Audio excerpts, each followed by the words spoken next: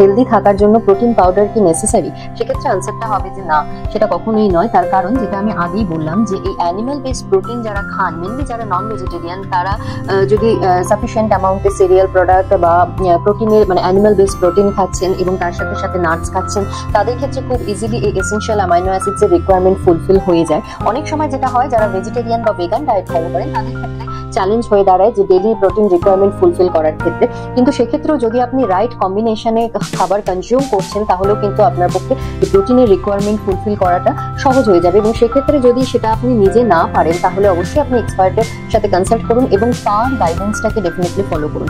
দেখুন, প্রোটিন সাপ্লিমেন্টকে কিন্তু অবশ্যই আপনি অপশন হিসাবে চাইলে আপনার ডায়েটে ইনক্লুড করতেই পারেন, কিন্তু যেটা মেইন ব্যাপার সেটা হচ্ছে যে কোনো সাপ্লিমেন্ট, নিউট্রিশনাল সাপ্লিমেন্ট, সেটা কখনোই হোল ফুডের রিপ্লেসমেন্ট হতে পারে না। এটা অবশ্যই মাথায় রাখবেন। আর এছাড়াও বিশেষ করে ধরুন যদি আপনি প্রোটিন সাপ্লিমেন্টের উপর রিলাই করে আপনার ডায়েটটাকে কনজিউম করছেন, সেক্ষেত্রে কিন্তু আদার্স যে সমস্ত ভাইটাল নিউট্রিয়েন্টস যেগুলো শরীরের প্রয়োজন রয়েছে, কোথাও না কোথাও যদি লং টাইম এই জিনিসটা চলে, তাহলে কিন্তু সেগুলো ডেফিসিয়েন্সি আপনার শরীরে হয়ে যেতে পারে। তো সেই কারণে সাপ্লিমেন্টকে সবসময় অপশনাল রাখুন। সেটা আপনি চাইলে নিতেই পারেন, বা যদি আপনার প্রয়োজন হয় সেটা আপনি আপনার এক্সপার্টের সাথে কনসাল্ট করে তার গাইডেন্স অনুযায়ী নিন। কিন্তু সেটা কখনোই আপনার মেইন যে ডায়েট বা হোল ফুড, সেটা রিপ্লেসমেন্ট কখনোই হয় না।